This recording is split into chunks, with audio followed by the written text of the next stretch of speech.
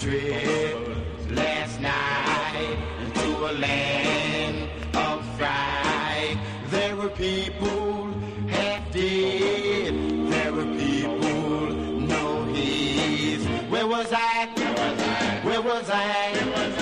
Spokesville unknown. Yeah, I had a man, the ruler. He wasn't ugly. He'd puller. He had witches for wives. He made pets of lies. He is a beast, obviously.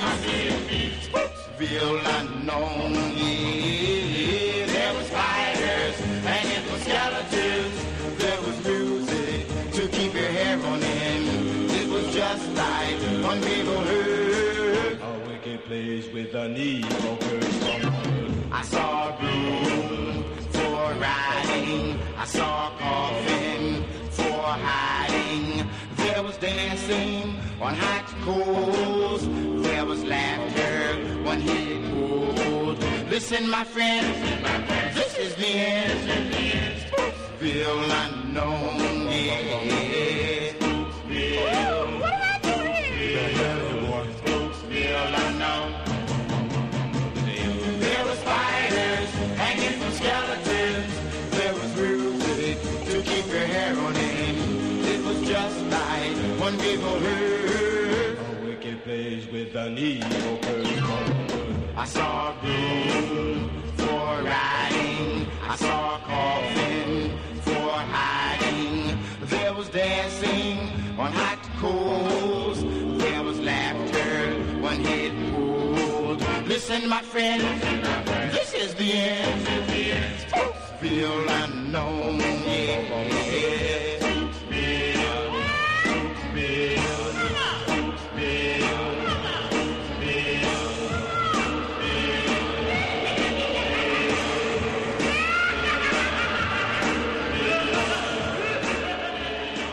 Richard. Marcus.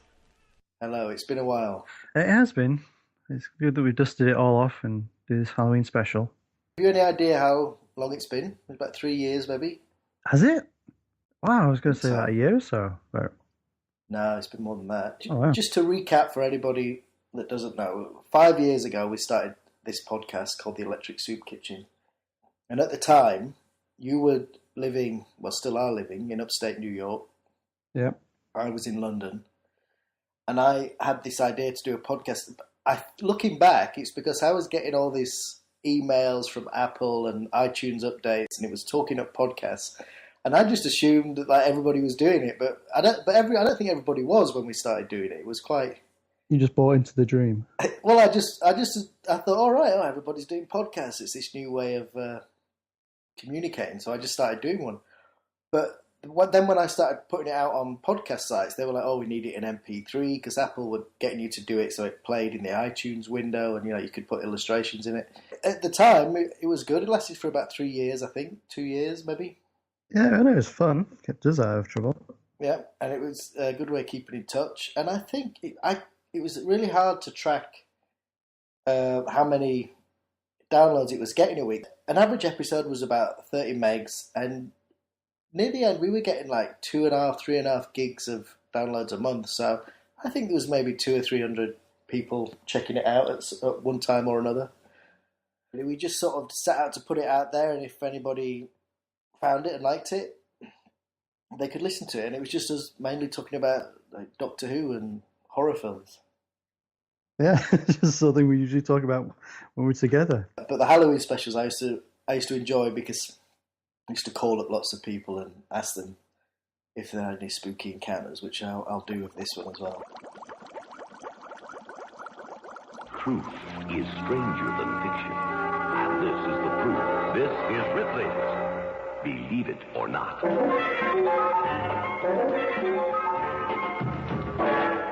The tombstone of Margaret Johnston and her 6 children in Trennet, Scotland, was erected over an empty grave. The family vanished in the 17th century without a trace. Believe it or not.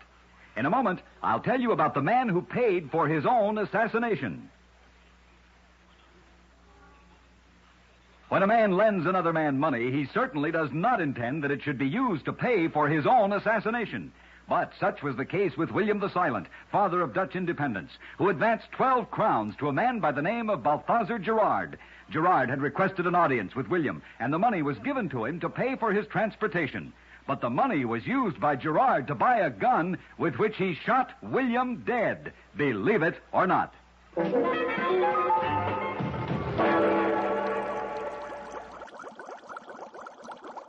I'm now in the States as well, in Los Angeles, and you're in...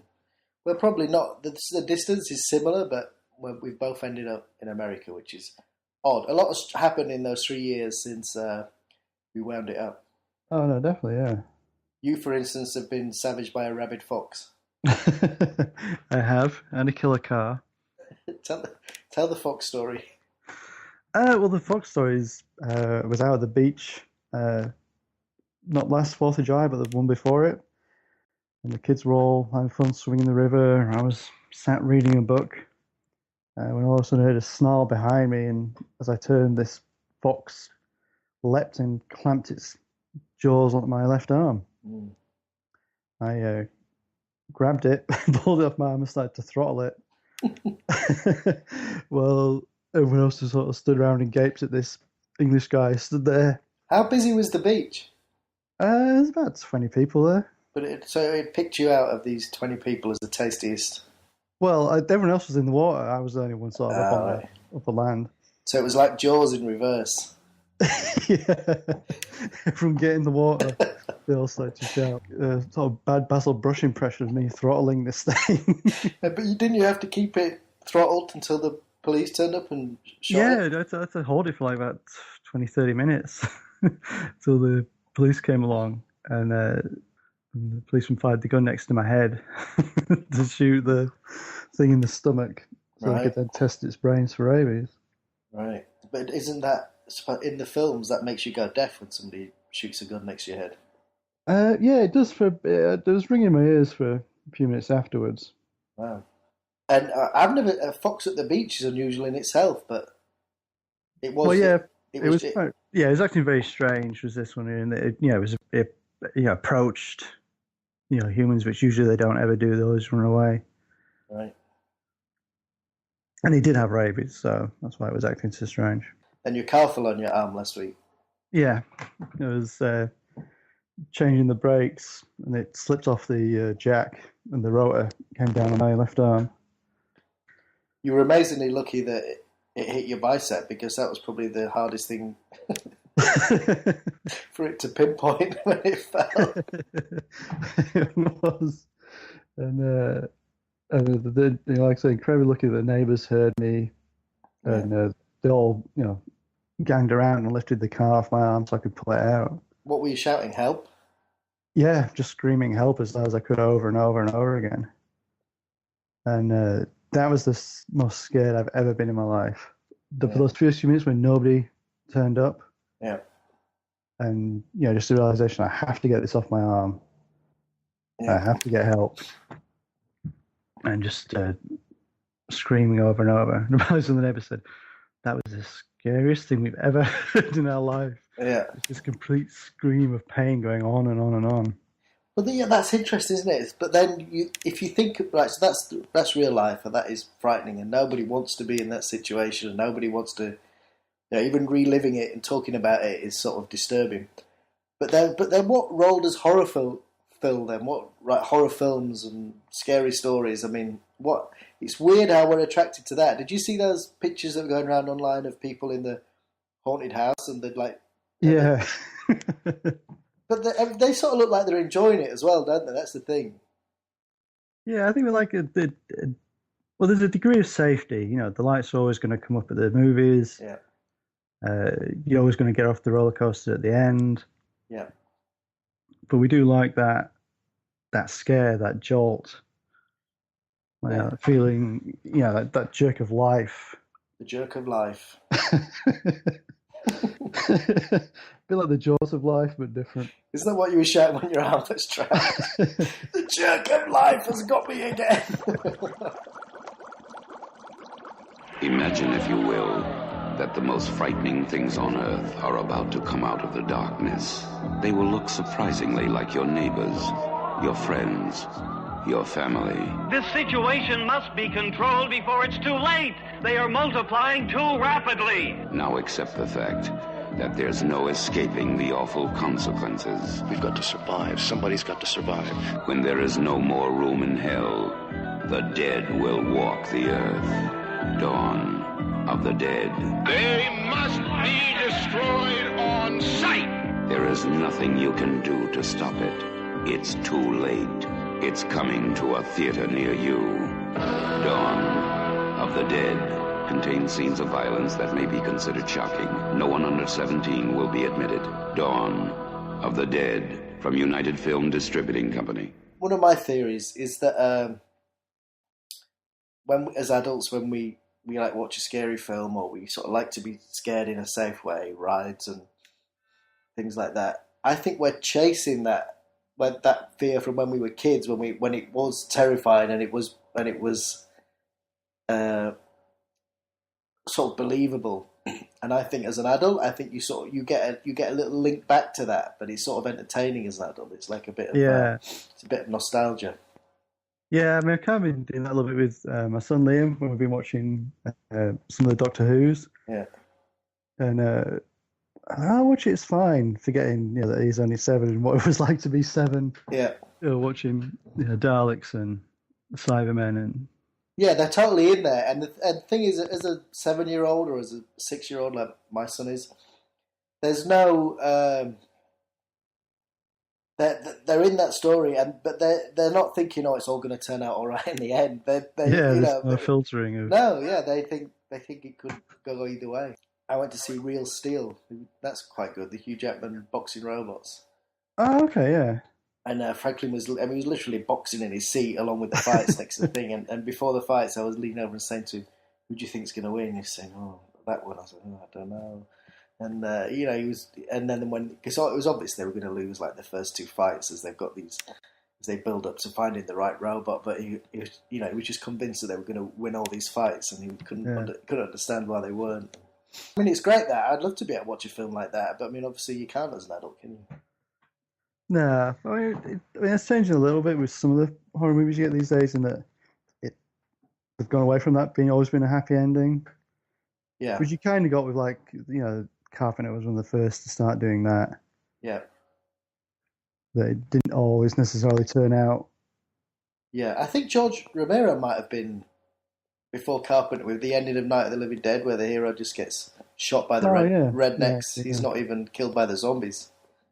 It's funny, I watched Zombie Flesh Eaters last night, just getting excited about Halloween, and thought I'd watch an old horror film I hadn't seen for a while. And that film is scary, but it's not the zombies that are scary. It's like what you're talking about. It's just got this really bleak outlook. It's just like everybody's going to get killed in a horrible way, and it's just hopeless. And I think a lot of the Italian films around that time had that outlook. I think what Romero did, I think he would do it as a twist. So you would expect it to go a certain way, and then it would like be a twist at the end, wouldn't it? Yeah, because I think that's the thing with a lot of zombie movies. It's not so much about the zombies; it's more about how the people are coping with it. Yeah, their interactions. Yeah, like Day of the Dead is like that, isn't it? Yeah, and the zombie's always going to do the same thing, and they're scary in themselves. That relentlessness, that slow consuming wave. Yeah. But it is how people react to it that's interesting. Yeah. Well, like I said, Zombie Flesh is just what's disturbing about it. Yeah, it's not even scary, it's just disturbing. It's just the mind behind it, and the person, Lucio Fulci making it. It's just a bleak outlook. And then I was thinking about it this morning before we started, and I thought, and there's probably a lot of Italian horror around them was really extreme, and they had no censorship, they had free reign, didn't they, all the filmmakers in the 70s.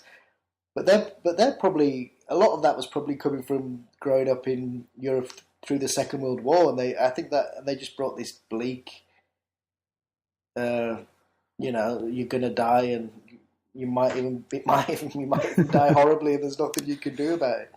So that is frightening. That's or disturbing. That's still. that still works. And I think a lot of those films are like that. I think that's in a lot of those. Yeah, even Romero zombie films are like that. But he's from that generation too. Oh, yeah. And John Carpenter. I went to see John. They showed The Thing just up the road from me. Oh, cool. Yeah, and he introduced it. Well, actually, they showed The Thing, In the Mouth of Madness, and Prince of Darkness. But I'd seen In the Mouth of Madness recently, and so I just stayed for The Thing. But he introduced it, yeah, and he said that when he grew up in the 50s, it was all duck and cover, and he was taught. They still taught had Bible classes in school in America. Then, or was where he was, and they were like, as kids, they were read the Book of Revelations and stuff. And he said that's where he thinks all these apocalyptic visions of the end of the world. And he just said that's where he said he thought it came from. It's growing up in the 50s.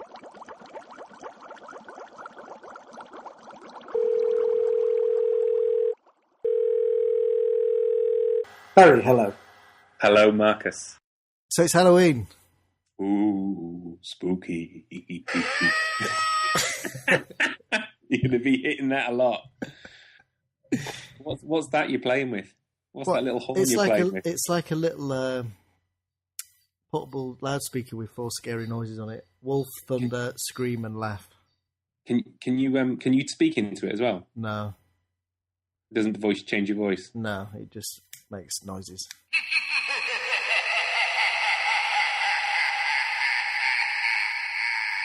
That's an evil laugh. That's fantastic. Yeah, it was cheap as well. Want one. Oh, well, Halloween's a big deal over here. Yeah. It's quite a big deal over here now. Yeah, that's because they copy America. There was no trick-or-treating when we were kids, was there? No, there was Mischief Nat. Yeah, there was Mischief. Well, by your house. Well, yeah, that's... Yeah, when I went to university, I was shocked to find that nobody else had heard of Mischievous Night. Must be a Yorkshire thing or even a Leeds thing. No, it's a Yorkshire thing because they do it in Sheffield. Yeah, but it's the night before. Is it the night before Halloween? No, it's the night before Bonfire Night. I think Mischievous Night. Right. And yeah, you just went round and put treacle on door handles and threw eggs at.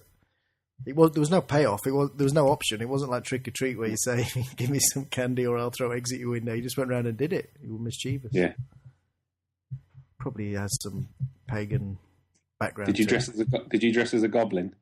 Nope. I would say probably kids in the 70s, council estates in Leeds just weren't far off goblins anyway. We didn't need costumes. Yeah. And that was how the myth started. Spooky experiences. Have you ever had one?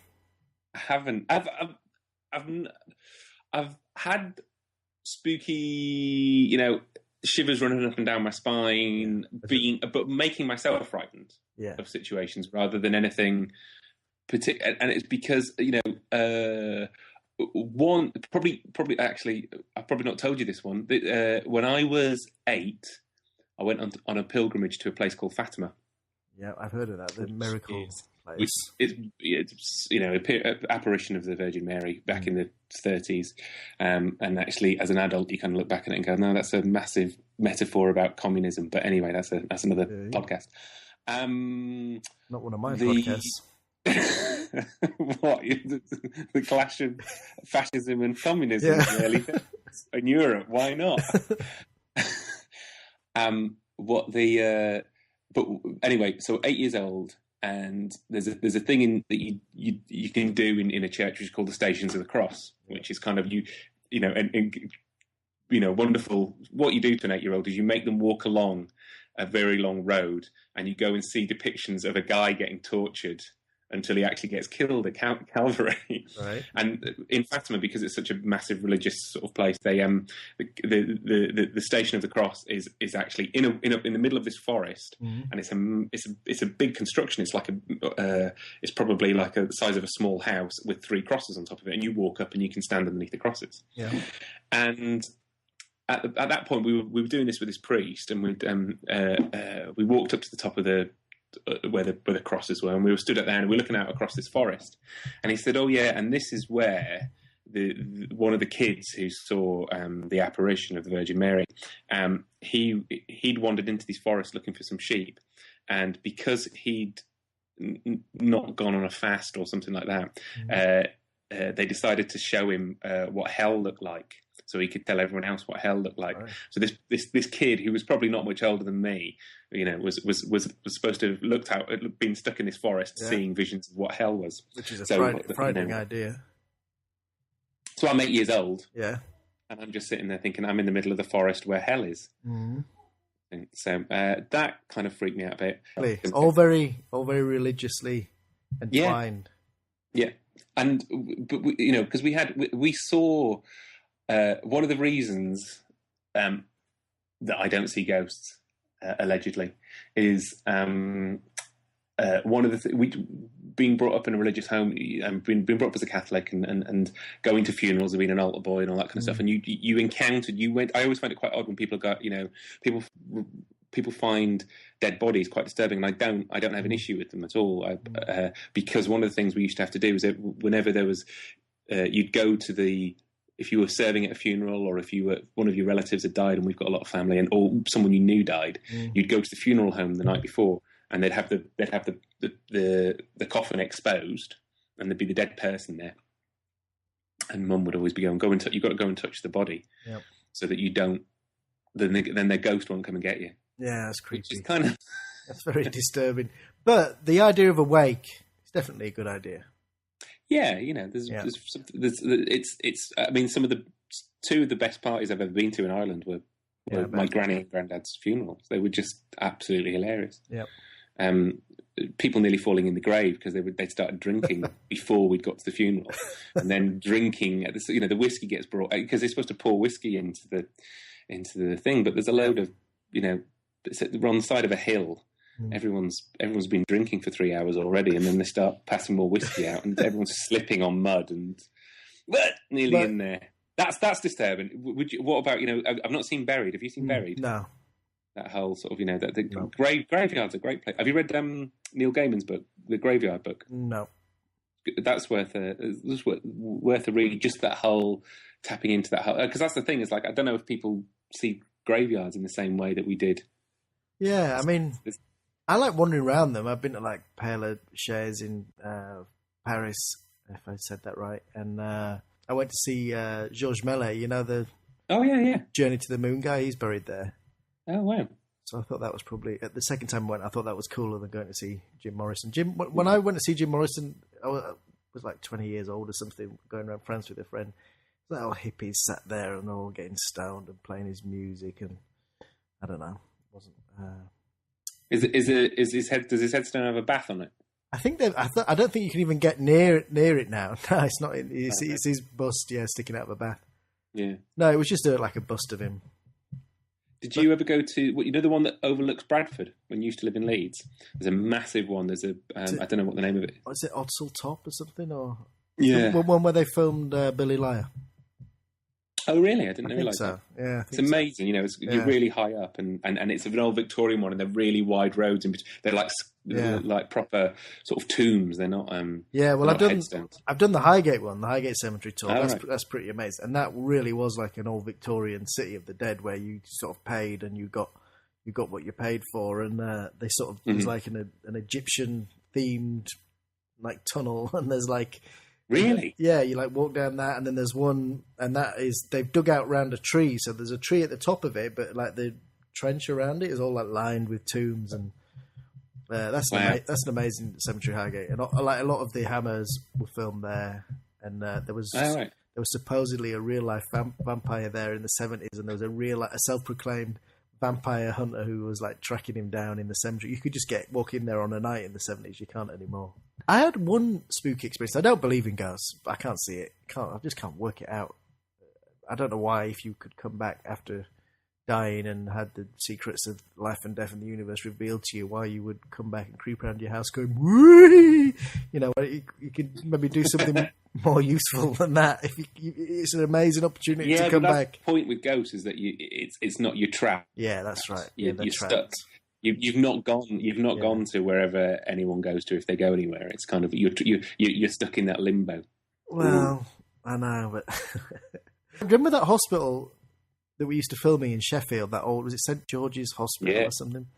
It's a good mixture of something weird happening and also freaking yourself out. And we were filming there, and we were filming late one night, and it was getting near midnight, and there was an operating theatre in there. I don't know if you remember, and it was like it was just an odd atmosphere in there because it still had like a whiteboard with like in marker pen written how much pints of blood had been used in operations. And anyway, I was sent off. They said go find a strip of corridor where all the fluorescent lights work long enough for us to film there. And just near the operating theatre, the doors in the corridor have been pushed open. You know those doors when you push them open and there's like a sort of pressure thing that holds them open? Yeah. Anyway, so I was walking down the corridor and then I realised I'm next to the operating theatre, and this thought enters my head. I thought, I wonder if all the people who died in the operating theatre haunt the operating theatre. And at the exact moment I had that thought, both doors went and just slowly shut in front of my face, literally like an inch away from my face. The corridor just closed, and I ran off. I sort of ran back. I was like, I can't find any fluorescent lights that work. But that's true. That happened. But I mean, it's just a really odd coincidence that they both of them shut at the same as I had. That the ghosts read your thoughts and pushed them closed. Exactly. Yeah. So you're also a mind reader when you come back as a ghost. Yeah. It's because the thoughts are just emanating out of your head. Yeah. All right. Well, Barry, I'm going to keep it short because I've got that other people to talk to. I'm going to try and cram it all into an hour. Okay. All right. See you soon. Bye. Bye.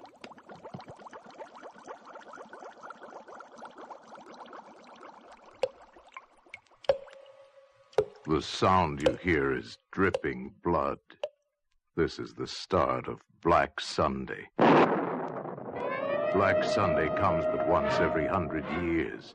On that day, the undead demons of hell rise to unleash an orgy of evil on the world.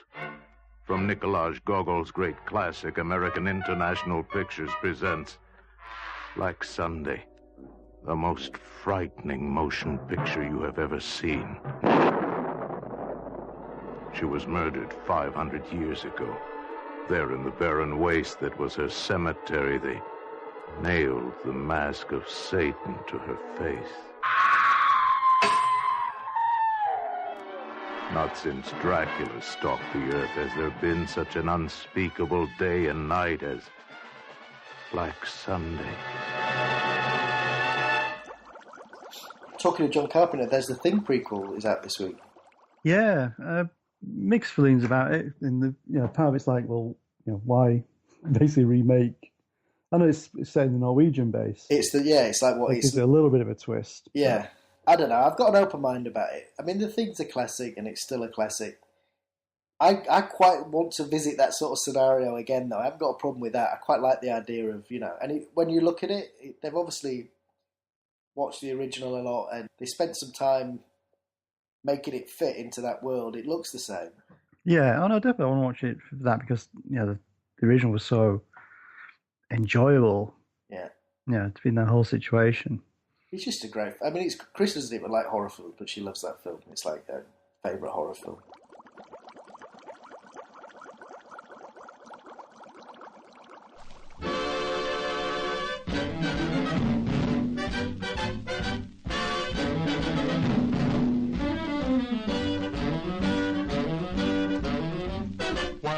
Walking down the beach one bright and sunny day, I saw a great big wooden box a-floating in the bay.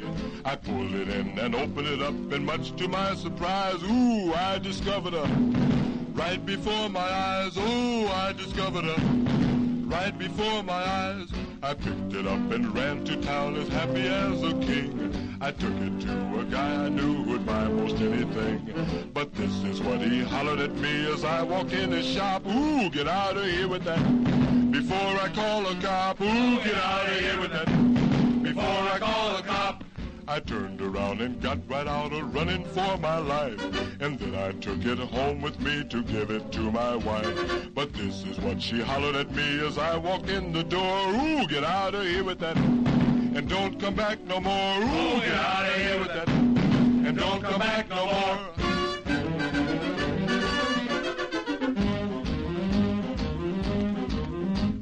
I wandered all around the town until I chanced to meet a hobo who was looking for a handout in the street.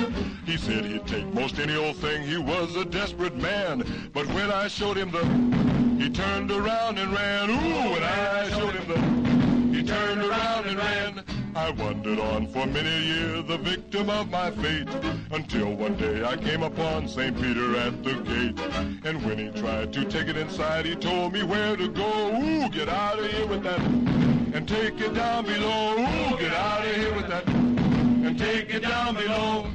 The moral of this story is, if you're out on the beach, and you should see a great big box, and it's within your reach, don't ever stop and open it up. That's my advice to you. 'Cause you'll never get rid of her, no matter what you do. Oh, you'll never get rid of her, no matter what you do. Mike. Marcus. Hello. The man who is hosting the Halloween countdown and this revival of the Electric Soup Kitchen, which has become something... The countdown's been huge this year, so it's made me a little worried that it's all building up to this huge anticlimax of this podcast that nobody's heard of. It's only 23,000 people, Marcus. It's mental, isn't it? It's gone a bit crazy. I don't know, but does that inspire you to rebuild the kitchen again, bring it back? Not really. I mean, just doing this one, it reminded me of everything I liked about it, and then it reminded me of how much work it is as well. Oh God, yeah. It take a long time. Yeah, but then it was a guy called Jim Conley who I got to know through it, who sort of was a friend of a friend who really got into it. He was contributing, he was sending songs, and he was like just sending all this. He really enjoyed it, and he did a gig a few months ago, and he. Do you remember on the podcast we used to talk about the Phantom Crapper? This guy who was going around crapping on the London transport system. He wrote a song about that and performed it with his band, and then his band got back together. And they played a couple of months ago, and he played the Phantom Crapper and dedicated it to the soup kitchen. So I sort of thought maybe we'll do a one-off. He must have been gutted when he packed it. I don't know why. He's got the old ones. I think there was like 20 of them or something. He's got 20 that he can listen back to. If he wants to find out my views on the first season of Doctor Who, in his shed, with headphones on, it's a 20-pack of. Yeah. A very cheap lager. But weren't you talking about doing some other, maybe some more audio type things on Roomiverse? You were talking about a detective thing at one point, weren't you? I'm going to bring it back because when Pablo is my son, when he starts school next year, I'll have most of the day. I've got a day off. Yep. So then I could bring it back. Yeah. Anyway, let's quickly get back to Halloween. So, do you believe in ghosts, Mike? No, I don't. Or do I? Do I believe in it? No, I don't know, because I had a little bit of experience when I was on holiday in Spain a couple of years ago. Well, it was odd because now my boy then, Pablo, was about one, maybe less than one. He was only a baby, and we were in this flat, and I went to bed. And I heard this noise in the corridor, and I went out to have a look, and I think I saw a boy walking across the corridor from one bedroom to the next. And I thought that's a boy, but obviously my son can't walk. And I went to have a look. There's nothing there. And I went into the living room, and a toy that I'd taken from Sophia, because Sophia's my daughter, and she'd got this car. She'd been zipping it along the walls, and I put it on a shelf. She didn't get at it, and it moved to the table. It was strange. That's very weird. And now, in retrospect, now my son is like 4 and walk around, I kind of remember the boy looking a bit like my son does now. It's a bit strange. That is weird. But I don't know. Yeah, it's a bit weird. But apart from that, no, I don't think so. You had any spectral experience? I expect you have. Why else explain this? I don't believe in ghosts. I certainly don't believe. Yeah, but yeah, there's a couple of things. One thing I talked about earlier with Richard. There was another thing that happened in 1988. I was working on some council community video, and I lent my guitar to the guy who was doing the music, and he lived in this old terraced house, Victorian terraced house in Leeds. And he said he'd been told that there was a little girl haunted the attic where his studio was, and there was an old woman haunted the downstairs. Anyway, we were up in his attic, and he said, I've got to run out and go to the bank. And so he ran out, and I was playing my guitar through all his effects units and things. And the phone started ringing downstairs, and I thought, shall I go answer it? And then it kept on ringing, so I thought, I'll go answer it. So I took my guitar off and I leant it up in a corner. I went down the 3 flights of steps. And as I picked up the phone, I heard my guitar fall over because it was still plugged through the amp. So I heard this sort of loud, open strings, all echoey, going through the thing. And then that sort of freaked me out. And then I remembered I had the phone in my hand and I said hello and I listened to the phone. And there was a tune playing down the phone, like a BP electronic tune. And then I sort of hung up and I stood there in shock. And then I saw somebody coming up to the door. So I went and opened the door, and I said, are you looking for Louis? And he said, I live here. It was his flatmate. He said, I live here. I said, all right. I said, the phone just rang, and there was a tune playing down. It was funny things happen in this house. So that was it. But that happened. That's the truth. And it was a very weird coincidence that the guitar fell over at the same time as something weird happened with the phone. But I believe it was a little girl upstairs and an old woman downstairs? Not really. I mean, it doesn't make sense, really, does it? No. An old woman's going to haunt the phone and play jingles down it. Oh, she might do. She might be one of Hendrix's old squeezes or something. Who knows? You should just investigate the history of the place. You never know. Yeah.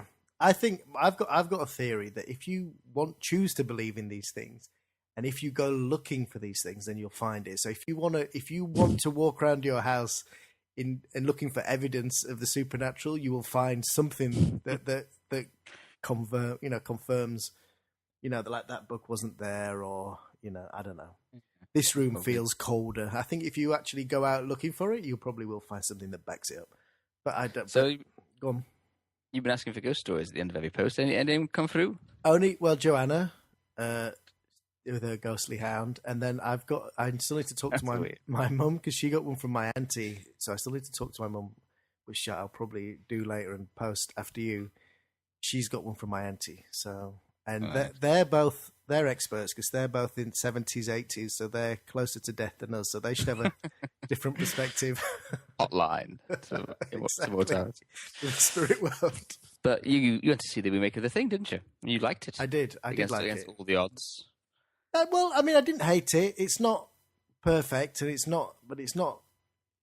It's sort of. It's weird. It's. Somebody online said it's more a monster film, and it's a well-made, good sort of monster on the loose film than it is more a Thing film, like a sort of psychological horror. And that's sort of true, but that's all right. And that actually fits nicely, I think, with the second one. That you have the first one is like a monster film, and then the second one it becomes a psychological thing. And if you look at that as a progression of the Thing itself, that it goes out on the attack and then it thinks, all right, I'm not going to do that. And then in the John Carpenter film, it thinks I'm just going to hide. I quite like that. I quite like that idea. Yeah, I see that could happen. Yeah. But you should see it yourself, and then I think it's not out in the UK till December, is it, or something? I don't see any film. My kids are getting of an age now where they're starting to go to the cinema. So all I'm seeing really is tomorrow I've seen Tintin, and I see I saw Lion King, and I saw Cars 2. Yeah. So I'm not seeing a lot of. I saw the Almodovar film, which is kind of a horror film in itself. Yeah. The Skin I Live In. And it is really a horror film. It's almost like it's kind of such a Cronenberg about it. A lot of his films have got horror themes in it. I remember Matador that's practically a horror film, isn't it? I didn't see that. What was that about? It's a woman who spears men with bullfighting spears at the point of orgasm. I think that was him. Do they like it? It kills them. No, a fetish. Yeah, I can't remember. That's about all I remember about it. But there's certainly more, definitely that kind of skin, twisted fetishism in this one slightly, particularly as Banderas is sleeping with the boy, in fact, who he's sleeping with a boy who drove his daughter deranged, and he gives the boy his wife's face and genitals, and this turns into a man. Right, that's pretty dark. Exactly. It's pretty dark. It's entertaining. It's fun. Fun. You went to see that with your kids, you said? Yeah. I sat them down and said, "Yeah, look." Actually, your mother isn't your mother. It's actually it's your face your mother, but no, it's somebody drove her deranged. Mike, I'm going to have to wrap it up because I have to go get my son from school. Okay, well, thanks everybody for reading the Rumourverse this month. Well, thank you for hosting it. Thank you for letting me do it. I was away for a while, so it was. I foolishly thought I'd commit to a month of posts, and thank God it's over. Well done, sir. I'll speak to you soon. All right, then. Talk to you later. Take care. Bye. Bye-bye.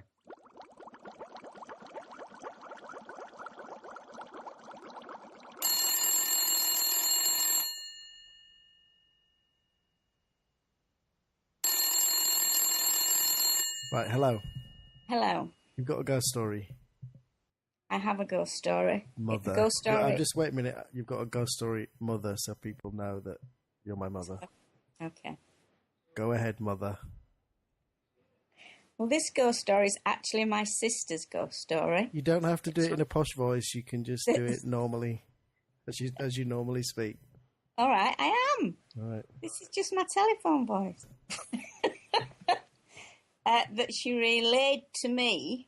Just tell the story. Get on with it. Relayed. Well, I have to say, my sister is a very sensible, church-going Christian woman who is not prone to exaggeration or lies. Well, if you believe in God, you believe in the Holy Ghost, so it's not that much of a leap. So she really, really believes, and told me the case of many, many years ago, in the first house she lived in after she was married, they'd bought from an old lady who'd lived there until she died. But this is like 50 years ago or something? Yes. Right. The old lady had always lived there, and when they took the house over, it still had gas mantles, it had no electricity, and all the way up the stairs to the bedrooms was even little pools of wax from as she'd gone up with a candle to bed each night. Right. Anyway, a couple of years later, my sister gave birth to a little girl and was at home one evening with the baby. And as she came down the stairs with the baby in her arms, who was only a matter of weeks old, she tripped on the stairs. Probably on the wax. Yeah, no, she'd cleaned the wax up by this time. Okay. But felt herself falling. Was nothing to grip hold of because she had her arms around the baby. Yep. And knew she was falling forward with this baby in her arms.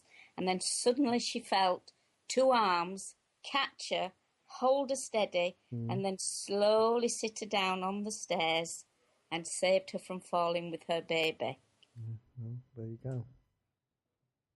There's no explanation for that, really, is there? No, because there was nobody else in the house. There was nothing on the stairs that could have stopped her from falling. Those old houses had quite steep staircases. Didn't have handrails and things then. And she just sat her down, and she was absolutely convinced it was a pair of arms that held her, kept her safe, and sat her down. Well, what do you think? What do I think? Well, there's always been this trait in my family, from my mother to my sister and slightly to my daughter, that have this kind of sixth sense thing going on. They've always kind of done and said unexplained things. Right. I don't have it, so I don't understand it. Nobody has it. But some people believe they have. Yes, that's the difference. And how do we know that we haven't got an extra sense that we have not yet developed fully? Because there's no such thing. What, as an extra sense? Yes. Oh, well, our brain, if you think how much our brain has come on these few thousand years, I'm sure there's a lot more ahead of us. It's basically the same brain. Yes, but it's growing and expanding. It's not. We only use, no, I don't mean growing in width, I mean we only use a third of it now, so there's 2/3 that we're not even using. I know, but they're not the psychic bits. How do you know? Oh, well, I don't know for sure, but well, maybe. But then if 2/3 of our brain are psychic and 1/3 isn't, we should all be psychic. No, I think maybe 1/3. There's a little bit that could be developed. Some people have extra senses. Oh, so there's like a third normal, a third psychic, and a third is just mysterious for some point in the future when we're all telepathic. I believe in the future we will be telepathic. Have you been drinking? No, not yet. It's only 9:30. All right. Well, thanks for that. Okay then. All right. Bye. Bye.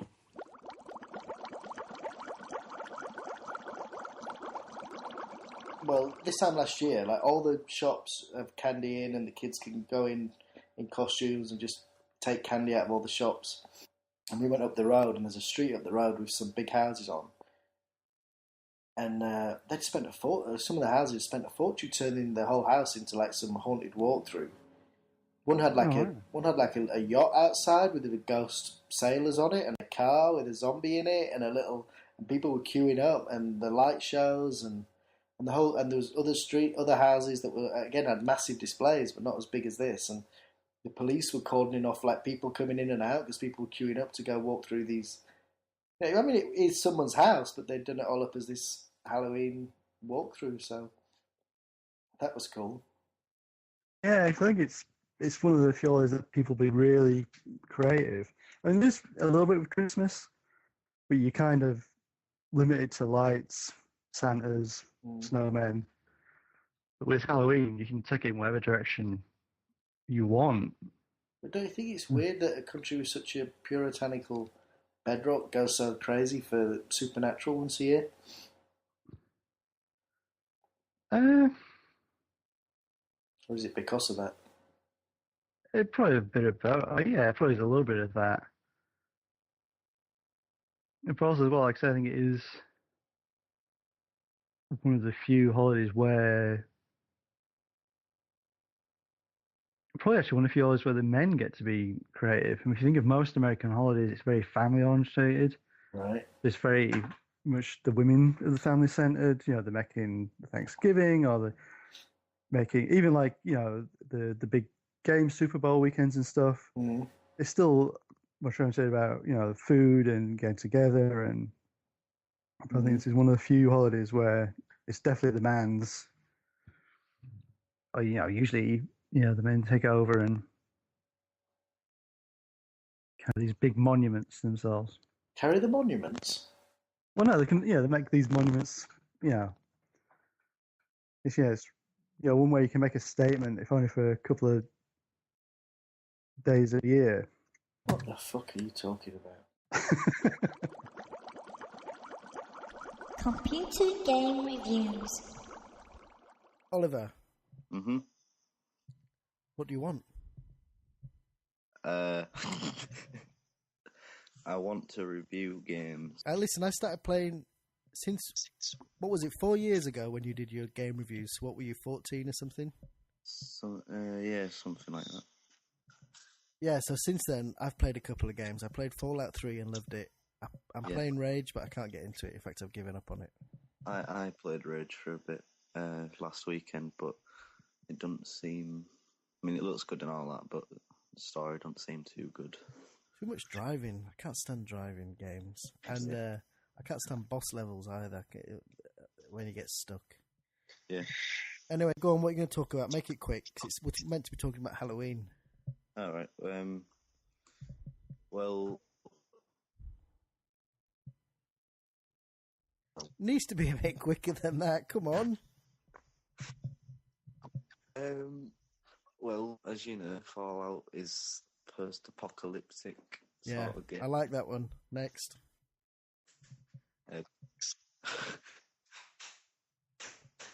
What's that in the background?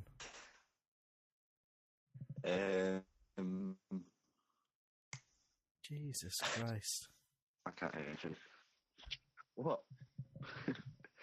What is it you want me to say? What's the last game you played? What game do you recommend to everybody who's tuned in to find out your opinion?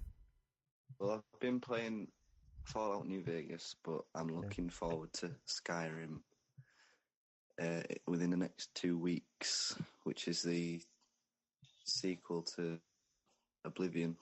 Amazing. Right, so do you remember on the last Halloween podcast when you reckoned a corner of your street was haunted? Yeah, can't remember what that was about. It was. You reckon you'd taken a picture and there was like some ghostly apparition on it? We stuck it in the podcast, but I don't know what happened to it. It was probably just poor photography. So you don't think? So you don't think that corner of the village is haunted anymore? Nah.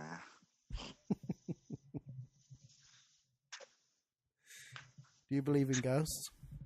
I've heard some pretty freaky stuff. Like what?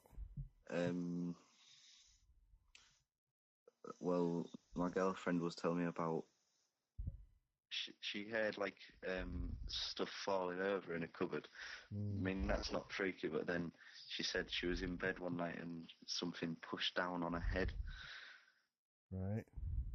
It's pretty freaky, isn't it? So she thinks her room is haunted, particularly the cupboard, and it also spreads out.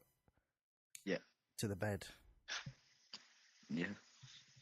Well, yeah. I mean, you've got to take her word for it, haven't you? Yeah.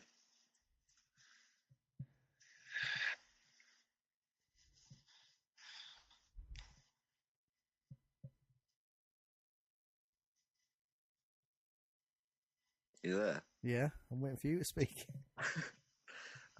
Well, what am I supposed to say? All right, well, thank you. I think that computer game review was as illuminating and insightful as the ones you did 4 years ago. Good to see you still gaming. Yeah, always will be. Always will be. Wow, it's a bold statement. All right, I'll talk to you later. All right. Yeah, bye.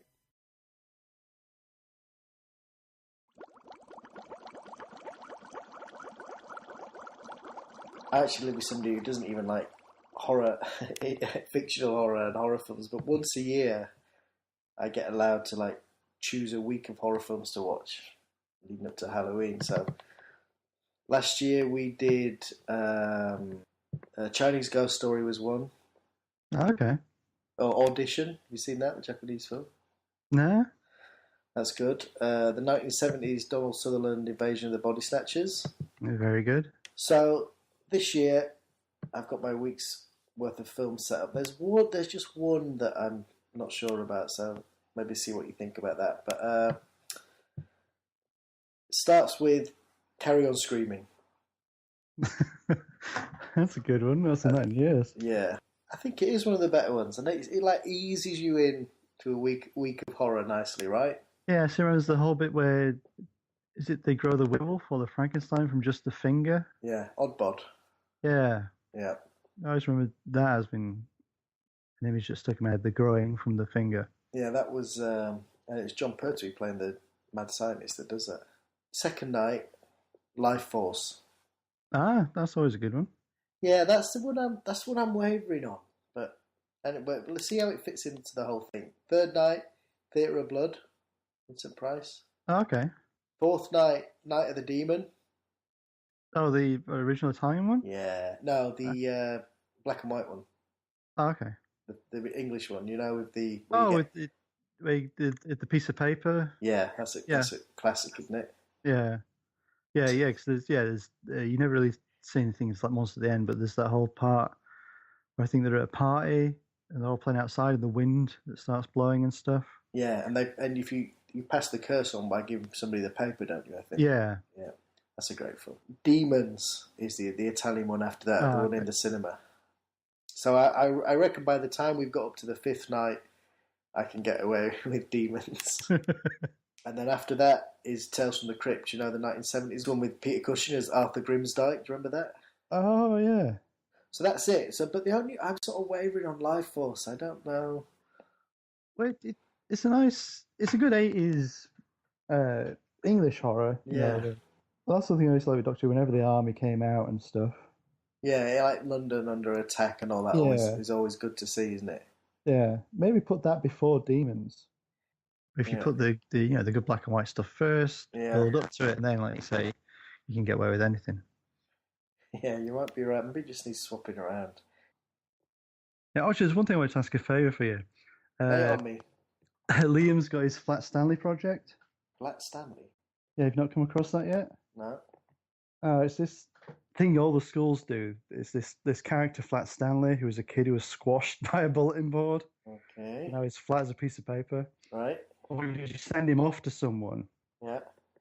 For a vacation, Yeah. and they'll take pictures of him with them at the park and stuff, or Alright. and write letters back of what Flat Stanley's been doing on holiday and stuff.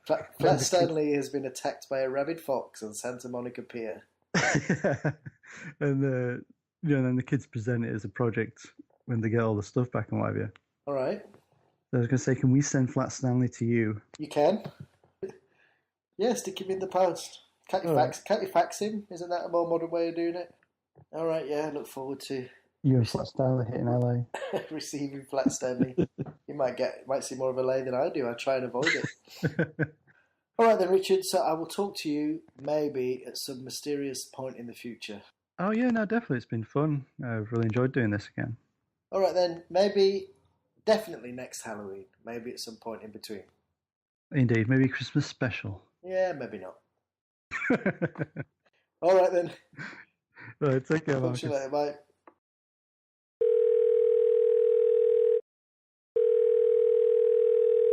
Jim. Hello. Hello. How you doing, Marcus? All right? I'm doing well. You're the reason there's this one-off Halloween special happening. Oh, that's very kind of you. Excellent. You did that gig. What was it, 2 months ago or something? Yeah, we played a little festival in Sheffield, and we did a song called Phantom Crapper in honour of Electric Soup podcast and all its various toilet humour. So yeah, it all came from that, which is cool. Because years ago, when you used to do it every month, you were sort of the main supporter and contributor anyway. I mean, so that's very kind of you. Well, you were. Yeah, so we'll play that at the very last thing. We'll play the song, the Ballad of the Phantom Crapper. Yeah. What we've talked about, I've gone back and I've talked to Richard and everybody that I used to talk to. And it's obviously a lot's happened, but a lot's happened for you because you got married. Yeah, that's right. Yeah, it was about 3 weeks ago now, so it's quite, newish marriage. I've been together quite a long time, but yeah, so nothing's changed. I decided to throw in the towel and join the club of Broken Man and all that kind of thing. But as luck would have it, you had a ghostly experience or something. Somebody did. What's the story? Okay. It was a bit of a random one. Towards the end of the night, it was about. Yeah. I think it was about. We had DJ till about 1, and he'd just finished, and most people had drifted off about 12, and there's a few hardcore sort of hung around till the end, and so everyone was kind of the final few drifting off, saying a few goodbyes, and DJ's packing up. I should say the wedding was in Congleton Town Hall. Oh, you should definitely say that. Yeah, Congleton Town Hall. Yeah, which is a lot of people don't know Congleton, I would imagine. It's a little town not far from South Manchester. Are you saying it's a spooky venue? Yeah, I think it must be. Yeah. Right. It does have. Apparently, it's got a lot of history, and I've done a bad job of researching it so far. Although someone told me it was used at a prison at one point. Okay. So, anyway, so back to the story. Basically, it was the end of the wedding, and I was a bit drunk, and saying a few goodbyes to people. And then I noticed the caretaker chap was hanging around chatting to my now wife, Melissa, and he had a bit of a concerned look on his face, and I was thinking, oh shit, going to say someone's been sick somewhere and he's annoyed about it, or something's been broken, I've got to pay for it. Yeah. So it didn't look good. So I went over and said, oh, is everything okay, blah, blah, blah. Expecting him to say, oh, I don't know, your uncle, whoever's dropped a log in. Somebody's puked in the urinal. Yeah, exactly. Yeah. And he didn't say that. He said, well, actually, no, it's not okay. Leslie, the catering manager, just come out the disabled toilet, and as she came out, a midget ran past her through a wall. I thought he was taking the piss, obviously. Yeah. Now, I could tell from his face he was deadly serious. And if I burst out laughing, it was going to be a bad thing. So, so I what? I made him repeat it. And he said the same thing, apparently as the catering lady had been leaving the bog. Yeah. Yeah, a little fella, a little man. A ghost. So presumably would been in there while, the presumption is he was watching while she was away or whatever. And then went past her and through this brick wall. So she had to, that might be the best ghost story ever.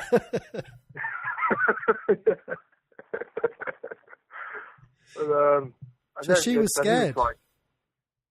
Yeah, she was terrified apparently, and had to go home. And because I'd thought about emailing about it, so I had a bit more to say when we spoke, but decided it was a bad move. It didn't sound like she enjoyed the experience. No, well, I've certainly never heard of a little person appearing, a supernatural. Maybe you need to check the prison records. Maybe there was a dwarf imprisoned for something who died there. Yeah, I did have a quick look on Wikipedia and did a quick sort of Google search. But what exactly did you Google search for? What was the phrase? What phrase did you type in?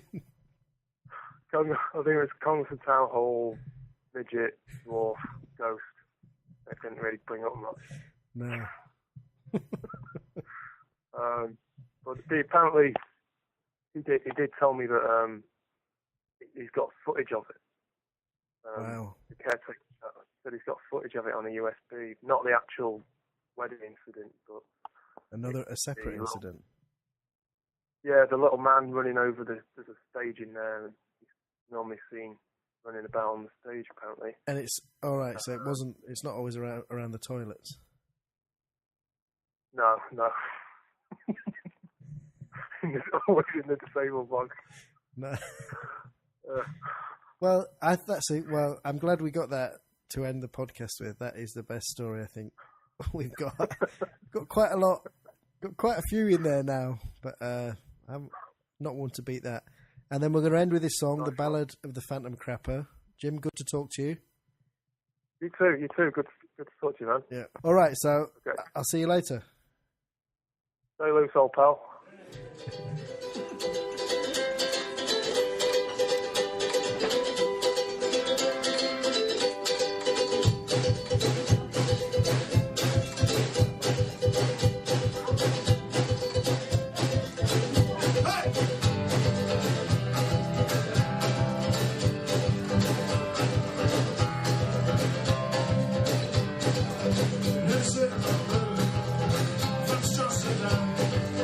Doesn't know how God